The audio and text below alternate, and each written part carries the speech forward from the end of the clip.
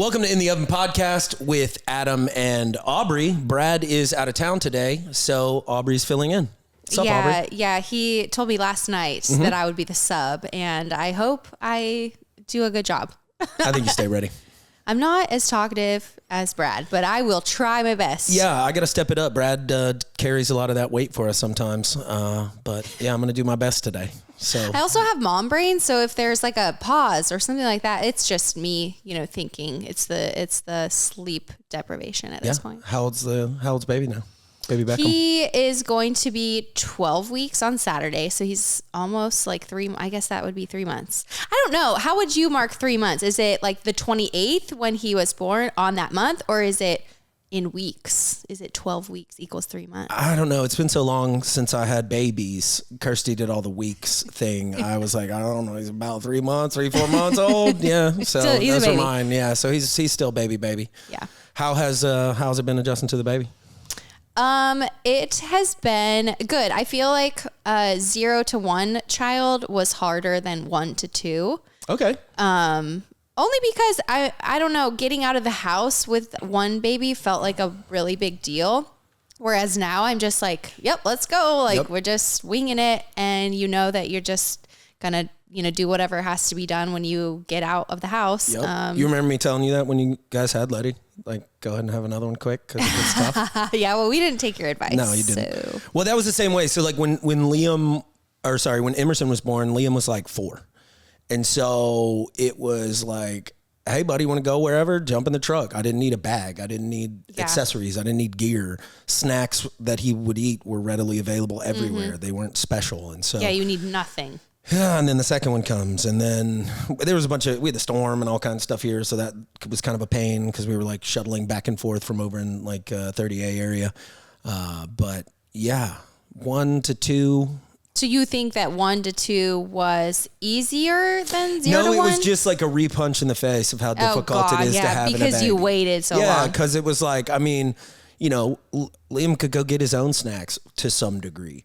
He could do a lot for himself at 4 to some degree. If I got him a cup of water, he could go get it from, you know what I mean? Yeah. He could do a lot. I think that's why I've loved it, because I can't imagine. So I'm like breastfeeding right now. So I can't imagine sitting on the couch having to feed a child for like 20 minutes and then having a 2-year-old or like an 18-month-old running around. Yeah. What do you even do? I don't know how Kirsty did it because the girls are 17 months apart, and I guess Liam probably helped like play with Emerson. Yeah, he's a sweet boy, so he really does help out a ton. Yeah, I don't know that. So all in all, yes, it's going well. I feel like we're over that like hump of the newborn phase where nothing makes sense. You're in like the fog, but now he's not as much of a potato, so right. I feel like he's more fun. Yeah, a little more playful. Yeah. Your mom's in town? Yes, she's in town for Letty's birthday, which is this weekend. Yeah. So what are y'all doing? For Letty's birthday, she wants to have a Sonic the Hedgehog birthday party. Awesome. So we're just going to the park, and we have friends coming. We're doing face painting, and yeah, it's going to be very low key. Why Sonic? Okay, so long story short, she has this friend at school, James Pascoli. Yep, and I've heard about James. Yes, exactly. Yep. She loves James, and that's all she talks about. He has glasses and she wants glasses. Like, it's just this, love affair, I think. Anyway, so she comes home probably 6 weeks ago, and she goes, "Oh, Sonic, Mommy, I want to watch Sonic." And I'm like, okay, cool. Yeah, we can watch those, know? And so Brad and her have had a ball like watching all 3. And come to find out, so I make her birthday invite and I text it to James's mom. And she texts me back. She goes, "Oh my gosh, James is going to die. He loves Sonic. He will be so ecstatic to go to this birthday party." I was like, oh, well, that makes sense. That checks, because there it is. Why would she like Sonic? I don't know. I've never even talked to her about Sonic the Hedgehog. So, yep. Well, that's cute. That's adorable. All right. Well, you want to react to some videos? Yeah. All right. That's how we go next. We got Andy's got us loaded up with some. We talked about keeping it easy on the conspiracy stuff, but we got JFK files to be released here first, locked and loaded. So let's roll. But while we're here, I thought it would be appropriate. We are tomorrow announcing and giving all of the Kennedy files. So people have been waiting for decades for this, and I've instructed my people that are responsible, lots of different people, put together by Tulsi Gabbard, and that's going to be released tomorrow. We have a tremendous amount of paper. You've got a lot of reading. I don't believe we're going to redact anything. I said, just don't redact. You can't redact. But we're going to be releasing the JFK files. Okay. How do you feel about that? Okay, my first thought is that no matter what, even if these files are released, which, you know, we'll see. People will still be very polarized about it. It's either, oh, those are fake and those aren't like the actual files, or, you know, you have the firm believers. So it's like, you can't win ever. Yeah, I had to stay away from a lot of this stuff because, I mean, you know, you got both ends of it. Like you said, you've got the folks that are going to comb through it and tell you, you know, it's fake or there's fake information in it. They said there's like 80,000 more pages being released. I don't plan on reading 80,000 pages of anything anytime soon. So I don't know what the original source material and what the clips that are going to pop up on social media, what's fake, what's real. But then the other side of it, if we find out that truthfully there is this conspiracy about this whatever shadow figures that really control the world, that's depressing. And like, I can't do anything with any of this information. It doesn't affect my life in any positive way. Like, they're not going to be overthrown or whatever it is. So like, yeah, I don't know what we're going to do with it. I mean, like, yeah, what's really going to happen afterwards is 3-letter organizations that are doing hits or whatever they're doing on the president. I mean, I can't really fathom that being true, but then you see all these weird things that happen and you're like, I have questions. So it's, yeah. Well, it's weird when you like, you go, there's something to that. You have questions, but the only people you can get answers from are usually literal nut jobs who are like so conspiracy theorists that you're like, okay, and you believe the earth is flat too. Oh, great. All right. Can't take that at all. But you're like, but I don't believe what the narrative is either. So I don't like it. I'm the type that can be very gullible. Yeah. So I'll watch something and be enthralled and be like, oh, I could totally see how that's true. But then I have to remind myself to like just stay neutral in most things. Yep. Except for, you know, that we went to the moon. I'm a firm believer that we did not. Anyway, we won't go into that, but I'm just like in a neutral stance person. Yeah, I try to stay neutral also because like whether, again, I don't believe we went to the moon either, but whether we did or didn't doesn't really do anything for my day-to-day life. And if I focus on that, then I'm not focusing where I need to be focusing on. Yeah. We got some construction projects going on in the building. If that gets picked up on any of these microphones, just ignore it. Hopefully, yeah, you can't hear that. Yeah, hopefully not. All right, well, let's check this one out. 6 businesses that rarely fail. Oh, okay. Cody's your girl? She's not my girl. I don't know why Andy said that.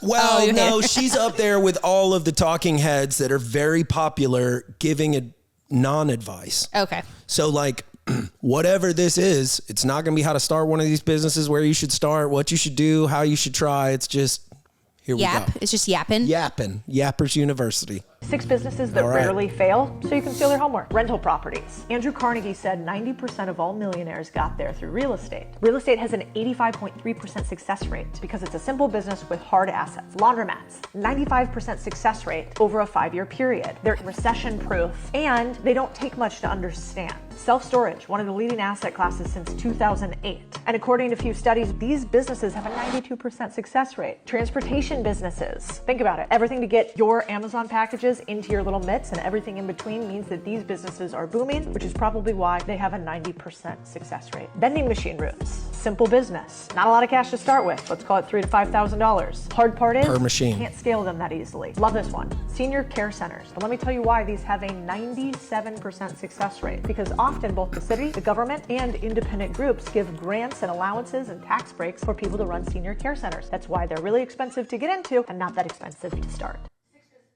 I feel like half of those were just life necessities. Yeah. Well, okay.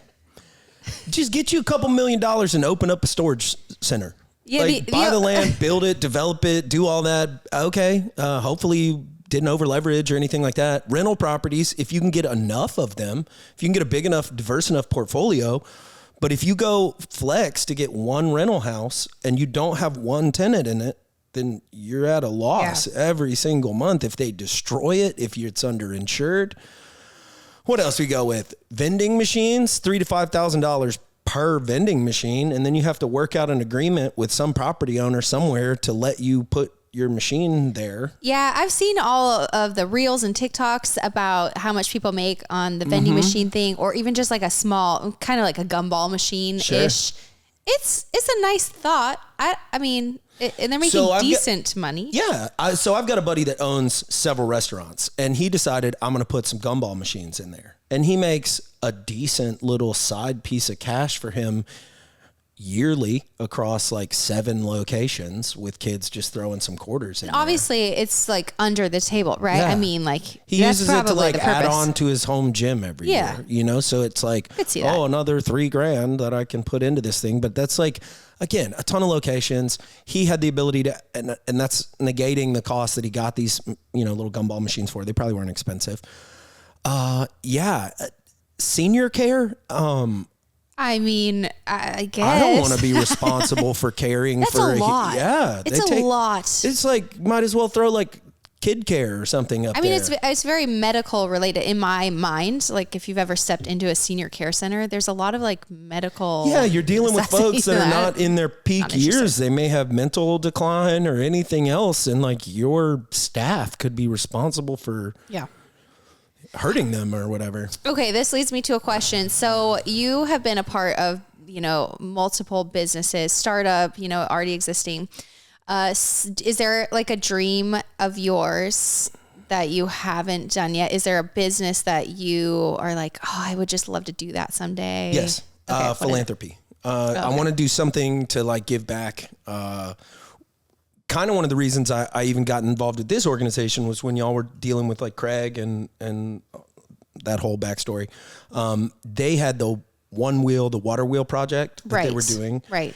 And it was on my radar. We donated some money to a startup that was over there in Africa that was effectively drilling wells. And this was like a cool way that brought an economy with the building of wells. So instead of just paying to have a well drilled for a village, you brought them this manual technology that could be spun by hand, run by horses, run by an engine or whatever, but actually taught these people how to do it themselves. So then they could have a business going around and building these wells. Mm-hmm. And so instead of just like giving a man a fish, if you will, you're kind of feeding them. And so,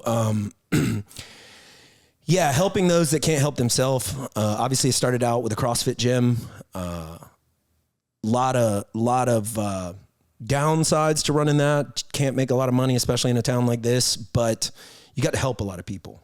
Yeah, I don't think there's anything more rewarding, in my opinion, and maybe somebody would argue this, than a job or something that allows you to help people. Like I agree. It at the end of the day, because I did a ton of stuff in athletics, obviously, I always like clapping for whoever of mine that was either on the podium or just doing their first competition or doing something like that. It's always meant a lot to me. I used to tell people that one of my biggest perks of that job was like, I hope this doesn't sound sexist, but like helping a woman do a box jump. We'd have a ton of women that would come in and just be like so fear-stricken of doing it and working with them over days, weeks, months, years, whatever, however long it took to be able to jump on a plate or jump on a whatever. Just that was always very rewarding. When they finally get it, it's like the best feeling. Like I was as excited as they were. And so something in the philanthropy space, I don't know the ins and outs of it. I don't like a lot of what other people do in philanthropy and like suck too much of what's supposed to be going to charity for their own lives. Yeah, I think that a lot of like people's issue when they see a company doing that. So what can you trust? Right. And so my goal would be to effectively try to somehow cover my own life basis and needs for my family. We don't want to live, below a certain standard. We're not trying to live lavishly, but we don't want to live below a certain standard. Obviously, I want them with me and I need them to be safe. So depending on where these areas may be, there may be some private security involved or some amount of cost. But something in philanthropy is going to be done by me before I die. I have no doubt. Yeah. I think if something's in your heart, then that's you got to go for happen. it. You just do. You got one life, and I don't know. I don't know who said it. Somebody said you should work the first half of your life effectively, building yourself and building your wealth as much as you can, and then you should work the second half of your life basically giving it away, because you can't take it with you. You're not really setting your kids up for success if you're just setting them up with money. You can set them up with skills. You can set them up with assets, of course, but just building a nest egg only to give it away, only to have it burned to the ground in a couple of generations usually anyways. Not for me. So how about you? I think one thing that's always stuck in my mind is a nanny agency, specifically just in the area that we live in like the 30A area, because a lot of people travel. Yeah. And I think if they had a trusted agency to hire a nanny for daytime, nighttime, date nights, like I could so see that, that would crush. Working. Oh yeah, that would crush. So anyway, that's just like a thought and a need that I've seen. Do you have a name? No. Oh, I thought you had a cool name picked out. No, I'll think about that maybe for the next podcast. Okay. All right, let's see what we got. We got to pop up here. We have to log back into our spreadsheet. Great. Now I know your password to everything. Yeah. Wait, do you have the same password for everything? I change them out, but I've got on rotation. So I'll type it in and it'll be, when you go to I forgot my password. Now, here's what irritates me. When you forget your password and then you go to type it in, you're like, you can't use that when it was your last password. What? Yes. And I'm like, okay, wait, did I type it wrong the first time? Or? So I've got a handful of capital, lowercase with the asterisk, with the, the different symbols and stuff. And so I rotate through those. I think what's scary is Google will give you a password and it's like all these symbols and letters and everything. And so when I'm on a different device, like I'm never going to know that. Yep. So. I've been going to all strong passwords now. And, if they're not in here, Jesus has to take the wheel because I have no idea what it is. Yep. Sure. YOLO. All right, here we go. Let's see. AI influencers. You're just picking images that other people are going to see and compare themselves to. No. Part of me wishes that they were more realistically human. The makeup will look perfect and the lighting is perfect and the angle's perfect. Like that's not usually what happens in human photos. Tech startups are developing AI-generated influencers that have real profiles on social media, and one company called Leet is allowing humans to decide what the AI-generated personalities do online. ABC News met with some of the beta testers. AI stuff looks way too perfect or way too weird to be real. See, she's got only 4 fingers, it looks like, and she's also eating full apples with chopsticks. We need to make sure that while it may seem fine for influencers to be saying that this new lip gloss is really meaningful, we don't want that same technology to be used to cast doubt on much more high stakes use cases than lip gloss.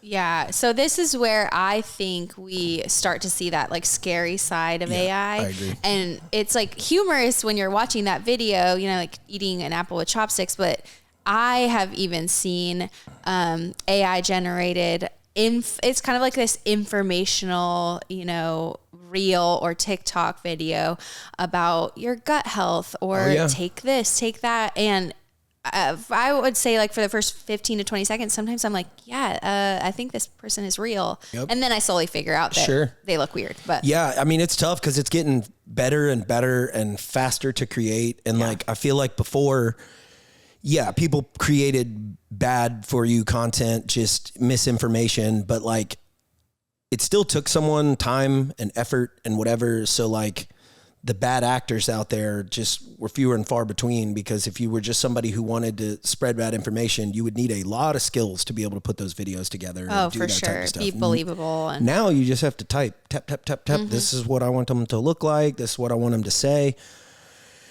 And I really am scared for younger generations and how they're going to consume this, because, How are they telling the difference? How kids and people, just people in general, but children, everybody, they're so remote. Everything's remote. Like kids want to be, they want to play on digital devices.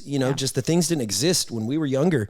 I was on my bike in my neighborhood somewhere. Like video games, I had them. They just weren't that fun. They weren't fun enough to like not go outside and play with your friends. Yeah, now they're like all consuming. Now they're all consuming, and that's where their friends are, and that's where the people they want to talk to are. And so they get on these digital devices, and they don't even really know human behaviors all that well yet. And I can just only imagine the unhinged stuff I see kids doing for like TikTok videos, that if they saw like an AI acting super crazy and thinking it was real. I don't know, man.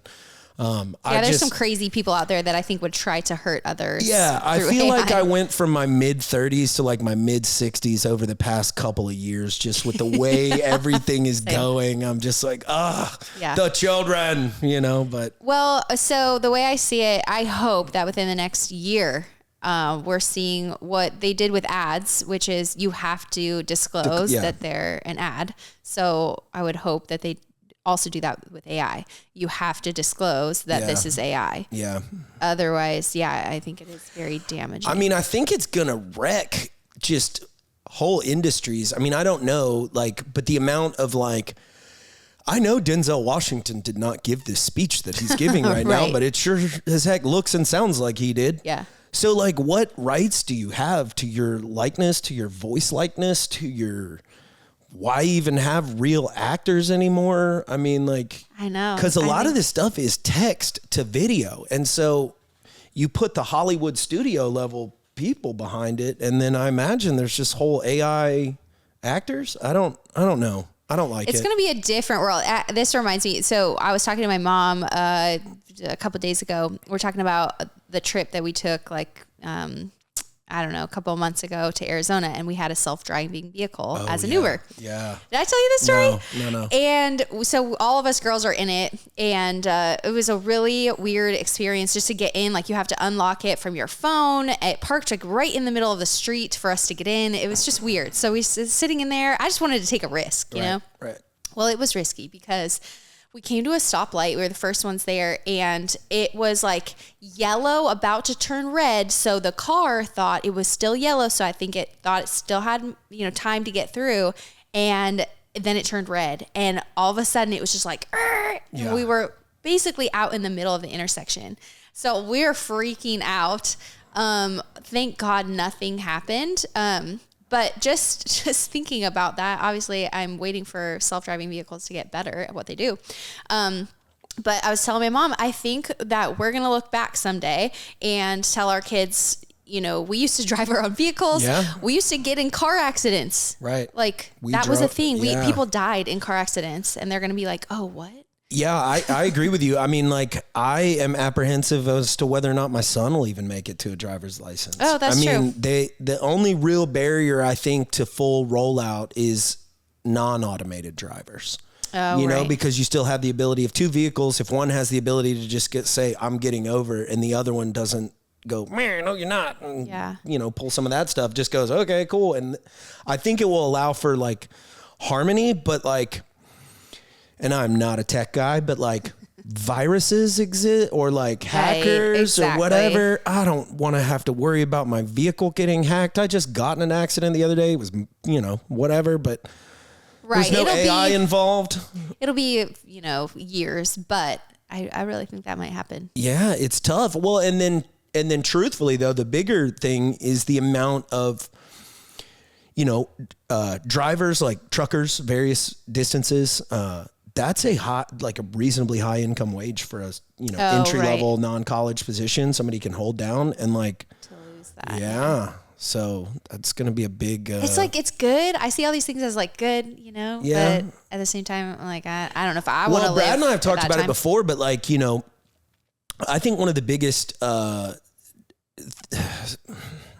motivators, but if you don't have purpose, true purpose, feel accomplished at the end of the day, you did something or whatever, I feel it's a soul suck. And it's already getting harder and harder to do that because you have to do so many different things to be, to accomplish things these days. Mm-hmm. And I feel when we start, to get to utopia and like to be there, I feel like there's going to be like a long, sad road of like depressed people Dystopia. that don't have anything to do, that just like.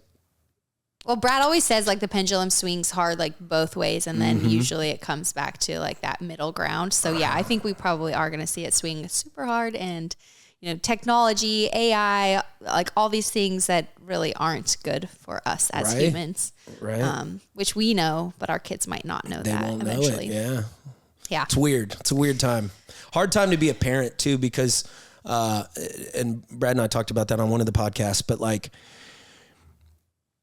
growing up, our parents, and especially their parents or whatever, could say, if you go do this career, you'll have a career. You'll be successful. Like if you go down this path, you do this schooling, you do this, whatever, like doctor, lawyer, engineer. Well, I mean, is AI going to take over that? And when you see what it's done in just the past, I mean, like a year or two ago, AI was so obvious and complicated to use. Everybody didn't have it on their phone. Now all the apps I use on my phone have an AI component. Yeah, they're already like doing stuff. And so like, how many years before I'm letting AI summarize my emails to me and write them back mostly is my communication skills going to die off? Like, that's so funny that you say that, because I just got some testing done with my friend who's a registered dietitian. Okay. And so I got the test results back, but our meeting wasn't until the next day. So Brad put the test results into ChatGPT. Yeah. And I mean, it was a lot of stuff to dissect. It spit it back in like 2 minutes. Yeah. And, came up with this plan for me, and, what supplements I should take, blah, blah, blah.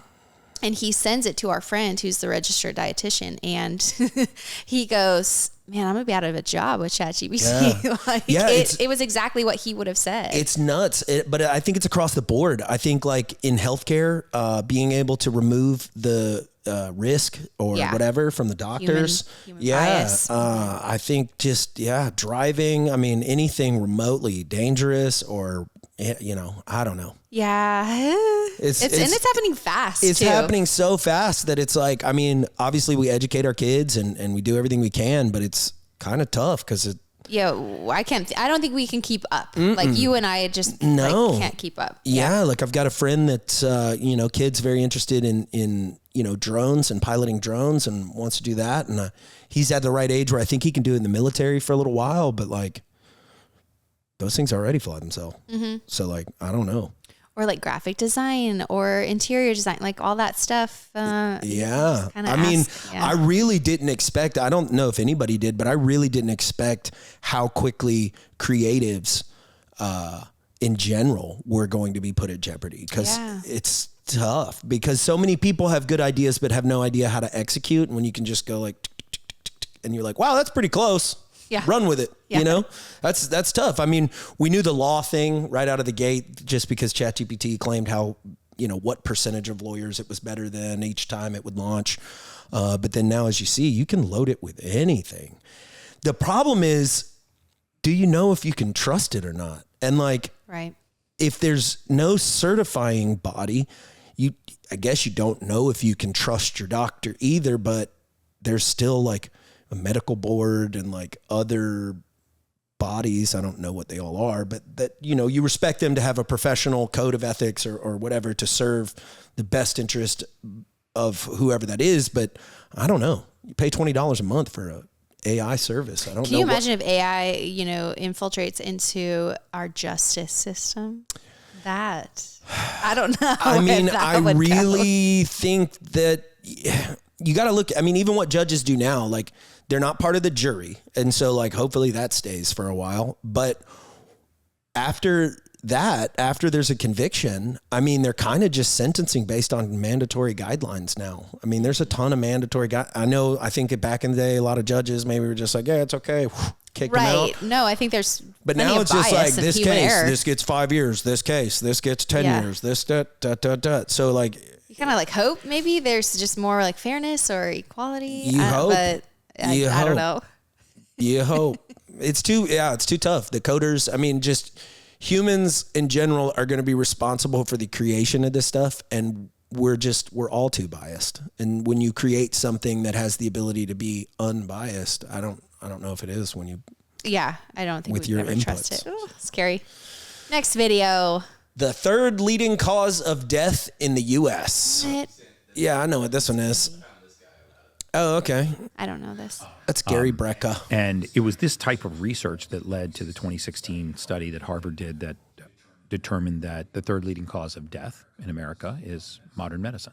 It's medical error, right? You have cardiovascular disease, cancer, and then modern medicine. And modern medicine, number 3. Number 3 is medical error. So the experts are making the mistake on the reason why you're dying. No question. The experts are making the mistake on the reason why you're dying because, you know, our modern medical system, and the good news is what you're about to see in the next 5 to 10 years is you are going to see artificial intelligence and big data are going to circumvent the entire system. We were just talking about that. I would. My first question is like, okay, be more specific. Like, what do you mean? So and, it is and vague. how are you quantifying all of these things? I've seen the study. They mean modern medical care, where while under the care of a doctor, under a period of time, the patient still dies. Whether that be through conflicting drugs, whether it be some kind of conflicting care. I would say a big part of it probably has to do with people not listening to their doctor's lifestyle change recommendations. I don't think you can pull that out of the data. But like, yeah, I guess I understand what he's saying and where he's going. I want more like concrete I think examples. I guess. Yeah, for sure. I think that the amount of time you actually get to spend with the doctor, they read your chart, ask you a couple questions. Sometimes they don't even read your chart. Right. They just boom, boom, in and out, pow, pow, because they got scary. a million other patients to see. And so like, I understand that. I don't think any of them mean any harm. I'm sure they are doing the best job that they can, but yeah, I imagine they're pretty overworked. It's really interesting because I think I would think that we would know people. Like, do you know someone in your own life that has like come across this third leading cause of death? You know what I mean? Like, I haven't. No, but like, I don't. So they had to take a poll of how people were dying and what treatments they were getting and what the causes were. And without having the study in front of me, I don't want to over paraphrase it, but it was a long, complicated thing done by Harvard. I don't know. We're supposed to listen to them. They're supposed to be smart. Maybe we'll see. But this is one I want to look into more. Basically, yeah. So it wasn't listed as like medical malpractice, where it was like they just weren't paying attention or weren't whatever. It was just while under care, patients died. Like, they went in to get treatment. I mean, I guess there are folks in my life that have, died of cancer related issues that, died while receiving treatment. Right. And that's kind of what I mean. I guess I kind of float back to during COVID, how many people were dying maybe of other causes, but they also had COVID. And so they were saying, right. So that's even a big one. Doctors were running with what they thought was the treatment advice at that time. And now, hindsight being 2020, I mean, you can look back and say that it wasn't. So I wonder if any of those get chalked up to it. So, yeah. So data supports that this claim is often based on studies with limitations, misconceptions, sparked claim, medical errors. I want more evidence. Yeah.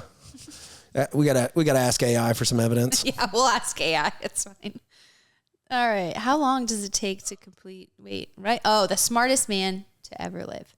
I'll bet that you've never even heard of the person who is credited as being the smartest person who has ever lived. He was born on April 1st, 1898, and by the time he was 18 months old, he was reading the New York Times every single day. By age 6, he spoke English, French, German, Russian, Hebrew, Turkish, and Armenian fluently. 3 years later, at age 9, he was accepted into Harvard University, but they wouldn't let him take any classes until he turned 11. At 12 years old, he did a lecture at the Harvard Mathematical Club on four-dimensional bodies, and he graduated from the university at age 16. Sadly, we have lost his IQ records, but many historians believe that he was somewhere around the 250 to 300 mark. For comparison, Einstein was 160, Da Vinci was 180, and Newton was 190. He often spoke about how he lived in a world that didn't really understand him, spent his final decades in seclusion, and passed away at the age of 46. His name was William James Sidis.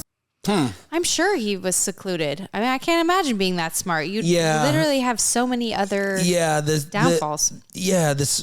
Sometimes too, the more deep you think about a topic, the harder it is to talk about those topics with other people, I'm sure. You know? Well, think about like fitness. Think about, you know a ton about fitness. And so like the lay person that maybe like goes to the gym once or twice a week, maybe hasn't done any real deep thinking about that. Right. And so you try to explain it. You're like, it's so simple. So they're like, so carbs are bad? Yeah. And you're like, well, no, carbs are carbs. They're like, so I don't eat carbs. And you're like, no, you can eat carbs. So I can eat all the carbs I want. Well, no, it's not that. Yeah. You know, like I heard I'm not supposed to do sit-ups. Why? I mean, you can. It's not going to get rid of body fat. You know, it's not going to do certain things. They haven't really thought about it. And so I would imagine at 100 or so points higher than Einstein, you're probably thinking everything, you know, you probably couldn't touch this camera without having to like know exactly everything about it. I would love to know like his social skills. Like what were his social skills? I imagine probably pretty tough. Yeah, probably pretty tough. So, first of all though, do you believe this story? They lost his IQ I don't know. records. There was a kid on TV when I was younger that was like in the 9 to 11-year-old range that was doing the Doogie Howser thing and going to college and all this stuff. And so, I mean, I don't know. I've seen folks with freak physical genetics. I've known plenty of very intelligent people. I think kids, now you got to have the special genes or whatever for it, but I think kids are the perfect, there's no life stress really. You don't understand the world, so you have the ability to like just free think the heck out of it, like a sponge. Well, like they talked about Isaac Newton and whatever being up there. How in the world? I mean, like I have grown up with the internet, and before that, I at least had the library, and so I was a very inquisitive kid. I spent a ton of time at the library and a ton of time on the internet looking stuff up. How did they figure stuff out? You know, like you just like, what? You just figured out that, you know, I mean, I know Archimedes built a screw that he was like, you just screw it backwards into the water. Just pump water up. Duh. Say, how do you know what a screw is? You know, like how do you, what? And so I don't know what it takes. I'm not a genius. I don't know what that level is, but I think you have to kind of have a disregard for what the status quo is or something, you know, like I'm kind of sad that this guy died so early because, very young. You know, very who young. knows what it just sounds like he didn't really come up with anything though. You know what I mean? Like you're that smart and what'd you do if you're that smart, you should have invented some stuff, but who knows? Maybe he did. Right. Never heard of him. Never heard of him. All right, here we go. How long does it take to complete TV shows? Here's how long it takes to create an episode of famous shows. So a single episode of hand-drawn animated shows like Family Guy and SpongeBob can take up to 10 months to complete, so every episode is worked on concurrently to ensure that they can meet deadlines. Meanwhile, shows that leverage computer animation like South Park famously only take 6 days and sometimes less to generate an entire episode. Friends, being filmed in front of a live studio audience, is generally created in about 5 hours, so the scripting and screenwriting can add an additional few weeks, while shows like Game of Thrones take about 200 days to complete a single episode, to optimize for weather conditions and build out the intricate sets. A standard Hollywood movie takes about 1.5 years to complete, unless your Boyhood, which took 12 years to create, or The Other Side of the Wind, that took 48 years. Most anime episodes take about 2 months to complete, although some shows like Attack on Titan can stretch to a full year for one episode. And finally, Saturday Night Live, contrary to popular belief, takes 6 days to complete an entire episode. Pretty cool, right? Okay, wow. I believe that anime doesn't take very long because the characters and the animation. Oh yeah, well, there's so many tricks. My least favorite. Yeah, well, there's so many tricks. I grew up watching anime. My son likes it. We watch some together. There's so many tricks on how much detail you put into any of that drawn stuff. So like, you know, their ability to like kind of put a black thing across the screen or like whatever to like cut down on some animation. I know the South Park guys took like all their money from the pilot and rolled it into like the technology to do the computer generated stuff. They were like the first. Oh. So they took like every dime they had, rolled it into that, and just bet on themselves being able to. I mean, they're still around, so I guess it was a good bet. I had believe no idea the other ones though. Yeah, 10 months for like a SpongeBob episode. Yeah, that's gnarly.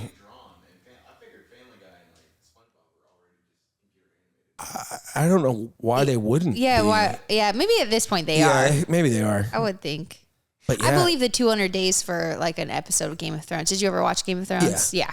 I do too, but like, how do you plan for that? I want to be in a room on their like logistics meeting. Like you would have to be, because these are big name actors. They have other jobs. They have other gigs. You'd have to be like, I got you for this many days. We're going to shoot this scene and then this scene from this other episode and then this other scene. Now shave, now buzz your head or whatever. I know. I want to be like a fly on the wall. Planning. Yeah. That would be interesting. 200 days. I mean, I've always known movies have taken a long time to shoot, but I thought a lot of that had to do with like coordinating schedules and stuff, or at least that's what I believed of like, oh, Will Smith can give you this many months, but then he's got to be over here, and then you got to do reshoots or whatever that looks like. Or get the sets, the set building. Obviously, that takes a long time, but I don't know. But imagine just being able to go, I need Will Smith in a Wild West movie that's kind of corny and the a little AI funny. thing. The AI thing. Boom, there you go.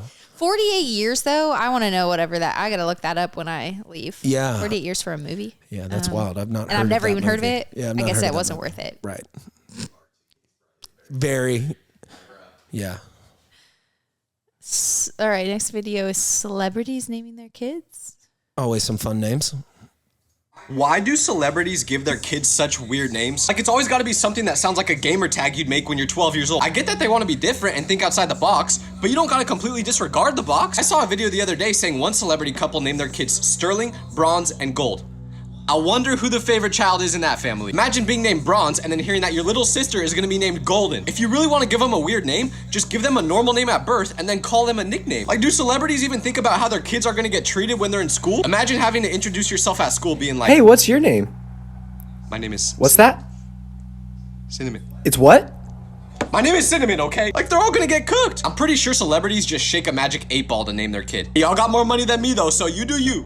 I knew a Cinnamon growing up. Did you? Yes. How's she doing? I don't know. It was a sad situation. Okay. Yeah. It was like a drug situation. Okay. Yeah. A friend of mine married a girl named Disney. Yeah. That's a pretty weird one. Yeah. Very stripper sounding, you know? Like just a little adjacent. I knew a girl in college, Bambi. Okay. Real name? Yeah.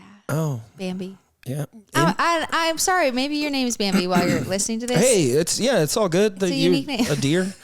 Yeah, it's weird. I don't know who started it. I remember Michael Jackson, right? Is he the one? Apple. Oh, Blanket.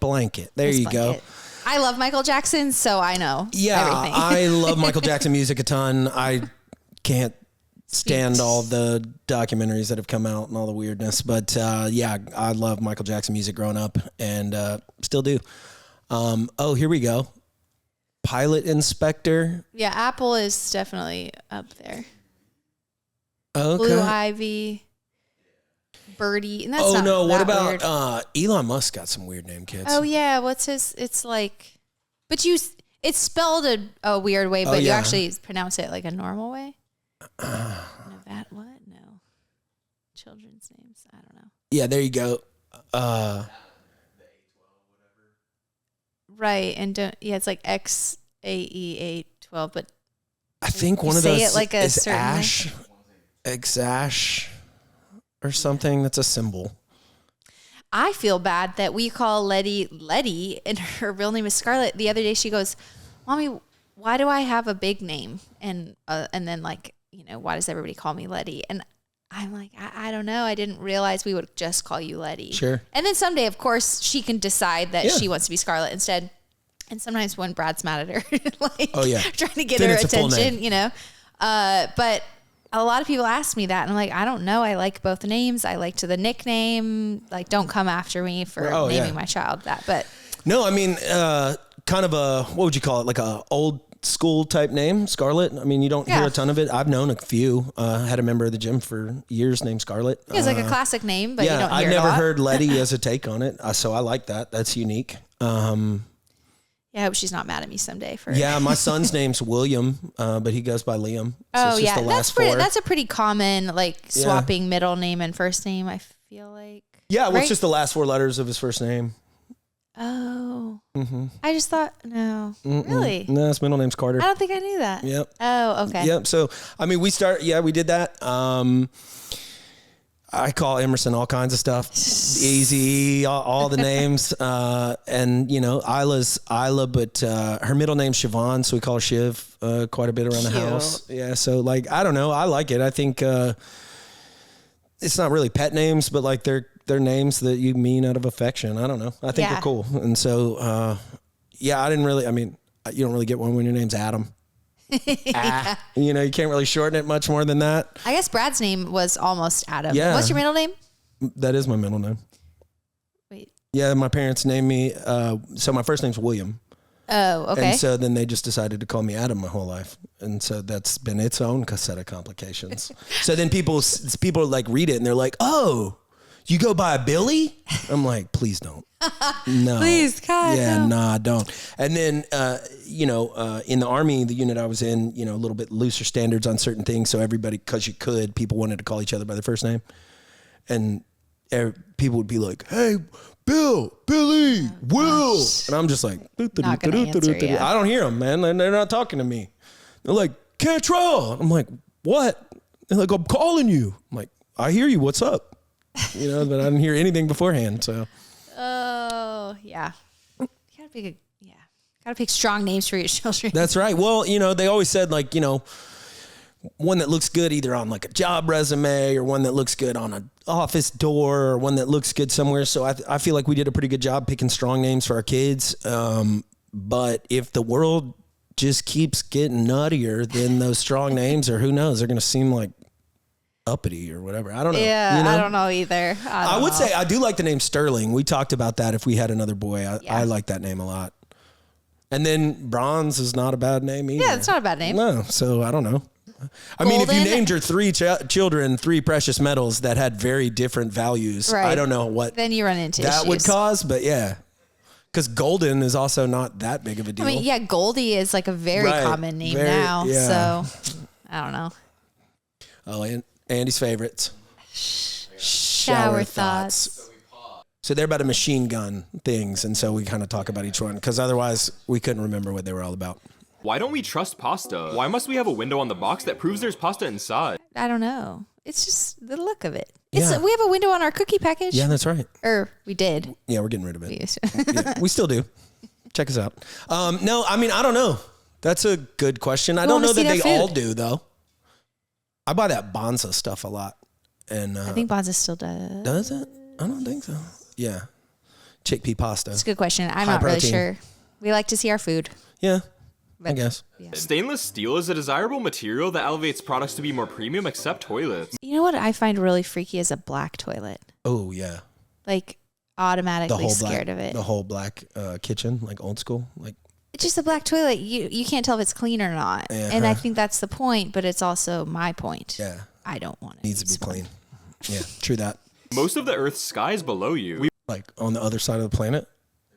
Or if you think the Earth is round. Oh, there we go. I have no comment about that one. That's weird. We will never know how many people have had a crush on us. We never know. Yeah, true that. I don't know if that'd be a good thing or a bad thing. It might lead to either people being narcissists, but I don't know. Some folks, maybe they could use a boost. There's a lot of folks that I see walking around with deflated seeming and hey, you look good today. Yeah. They deserve to know they had a crush. Asking someone around you for help on a crossword answer isn't considered cheating, but looking up the answer is. Yeah. Facts. According to who? I mean. Facts. It is, I think it's Do you do crossword puzzles? No, but have you if ever I done a did, crossword puzzle? Yes, of course. Yeah, you have a large vocabulary. I think you do well on them. I do. I think that asking someone is not cheating if you have a friend. But yeah, if you just pull out your phone and look at it, for sure. It takes away the point of it. Yeah. I agree with that. Shout out to all the dogs who've chased off burglars without their owners ever knowing. I don't know, man. Yeah, most people these days have little frou-frou dogs and Ring cameras and stuff everywhere. So like, I think you'd know. Yeah, I think you'd know. We'll see. Your bite force is stronger when you're upside down. Now we're like, why? Everybody's trying it. Yeah, I don't know. Well, yeah. There is no reason fish should be afraid of heights. Wait, there's no reason fish should. Are they afraid of heights? I'm not understanding that one. I don't either. You know what is weird? So like when we look down into water and see fish, it's kind of like a 2D type image. It's hard to tell where the fish. I believe that's probably what we look like to fish. Yeah, kind of like in 2D. It's not really relevant to the heights. I assume that they can just see like our shadow. You know, it's kind of like a shadow effect. So they're just gonna, swim away. They just bug out. It's usually the reaction. Mini golf has more in common with pool than actual golf. That's true. I guess mini golf. I'd rather play mini golf than pool. Personally. Yeah, I'd rather play pool or mini golf than golf. That's true. I'm too competitive and I'm terrible at golf. And so it's just not fun. Yeah, golf. It has to become all consuming. If I just get whooped by like somebody's 80-something-year-old grandfather who's just been playing his whole life. That actually is the thing about golf. Ugh. Some days it's like double unders in CrossFit. Yeah. Some days you're going to be great. Hot. Yeah. And then most other days you're like, suck. I'm not doing these anymore. Yeah. If you want me to leave, I'll leave. Throwing golf clubs, throwing the jump rope. Yeah. Oh yeah. I've thrown many a jump rope. Most pro athletes will play against the team they rooted for before they went pro. They will play for the team they rooted against or rooted for. Most athletes will play for the team they rooted for. Interesting. I don't know if it really matters. I think they come in with whoever brings a check. Yeah, I was gonna say whoever's paying me the most. That's who I'll most play time. I'm sure there's other metrics that go into the pro stuff of like whether you're gonna ride a bench, get no time seen to like maybe advance your career. I'm not really sure. I know that most pro athletes wash out, and kind of sad story because I think they get like used a lot by entry level agents and even stuff like college athletes. They don't have any idea they don't know. They don't have an identity, I guess, outside of doing what they've done for the past 20 years. So I know that feel. When we closed the gym and did all that kind of stuff, I struggled with before my wife, before my kids, anything. Like I was the gym guy. And even though like I hated a lot of that because people thought I was like a bodybuilder or something, you're just like, now I hear people, that have like, identities and stuff like that, that they're still trying to carry on, ex pro baseball player, ex whatever. It's really tough when you're kind of at the peak and everybody knows you are, and you can be joyful about it. But like the second you have to be like, oh yeah. Wait, I used to do that. I just feel like that guy telling me he used to squat a house back in high school, but he has bad knees now or whatever. I don't know what the female equivalent is of that, but I get that a lot. It's tough. Hey. All right. Well, we usually catch up on fat. Go ahead. Oh no, I was just gonna say we made it a lot farther than I thought. Yeah. What's our time at, Annie? Oh, what's up, Brad? We held it down. We thought this was going to be a super fast show. Time just flies, when you're having fun. But yeah, we usually cover some stuff going on at Fat and Weird. So fill me in. Yeah, we just got back from Pack Expo. Now Josh and I are inundated with every company on the planet who makes packaging equipment, and they all claim to be the best. They all look like they make the same thing for vastly different prices. And so now we're trying to balance how much headache do we want to do to save money, but obviously as much as we can, but keep our focus on everything we need to keep our focus on, versus paying a little more for like a done for you solution that kind of lets us put that in place and focus on other areas. Yeah. Got a big business here. It's growing every direction every day. And yeah, that's kind of mainly what we've been working on, is going through that type of stuff. We've run into a little bit of a surplus. We got a surplus amount of cookies in our freezer storage that we're working on moving through. So that's, I heard the thought process on it, so now I'm more comfortable with that. So basically we get these big forecasts that come, months ahead of time. And by this date, this customer's coming on board and they're pulling 200 pallets. And then this other customer's pulling 50 and this other customer's pulling 40. Well, when this customer doesn't come on 3 months from now, they come on 5 months from now, and this other customer falls out of the mix altogether. And but we picked up another customer, but they're going to come on 30 days later or 60 days later. It's just a very complicated juggling act going on right now of, We don't really have the ability to push full truckloads out of this facility, though I think we've figured out how we're going to do that anyways. So we used to run and put everything in the freezer all the time. And to produce the way we produce, we don't have the room for it. And so it's either keep it out, risk, shelf life, or put it back in the freezer and then we can't run. So we got to freeze them before we bake them. And so it's just been this complicated juggling act. But Emma was able to go up and check out a facility for us up in Maryland. We've got some pretty good arrangements worked out with our co-man in Georgia. And we found some pretty cool trucking companies that are willing to work with us. So I think we can do 2 truckloads a week out of here once we need to get back up to that volume. Right, obviously, exactly. we got to get through the surplus first. But no, I'm hoping that you do too. I'm hoping that that's the direction it goes. Yeah. So you guys have heard, but we're juggling 2 lines. We've got our baked goods line here in Panama City, Florida, but we've also got our bites line that we have at a sister facility in Georgia that deals with all of our frozen product. And so just dealing with the ebbs and flows of customers wanting to take, inventory, like we want it to go to distribution on time when they're supposed to. And we're dealing with giants who don't really give us much of the time of day. Oh yeah. So it's kind of tough of like, ring, hey, you guys were supposed to pick up X number of pallets. Oh, that's handled by so-and-so. Oh, well, can you give me their number? No. Yeah. I'll let them know you called. Or like the Wegmans thing. I know that I had posted, if you follow me on social media, I had posted like, hey, we're in every Wegmans, because that's what I was told. And it, come to find out, yes, we are going to be. It's like right. They're stocked, but not every store has them in stock, and they're not on the shelf yet. And then there's, I don't know, the whole credit situation with that store. Like, it's just been kind of a mess. Yes, we are not in Wegmans currently, unfortunately. Right. And so, again, another big learning curve, sales, logistics, everything. Obviously, this company's gone through some changes and stuff like that.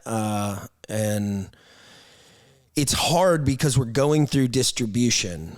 And so we're now waiting on confirmation from the distributor, which could be much slower, but once it gets distributed to them, they have it. Whether it's on their shelves or not, we'd have to coordinate with the individual stores, but we're not going to use the word of somebody within that organization. So like, pick a store, it doesn't matter, let's say Target.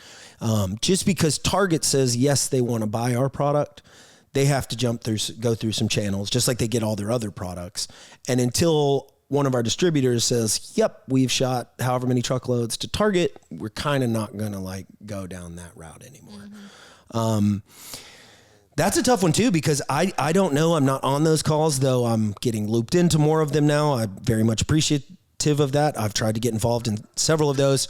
I don't know how much sales speak is being told to our sales team. So I don't know. I know that in the course of my daily job here, I'm on Zoom meetings or whatever with folks kicking the tires on what they offer, saying, yeah, that looks good. I got to get with my team. I got to figure out if this is something we're even interested in. I don't know if they're then going back going like, yeah, Fat and Weird's going to come on board.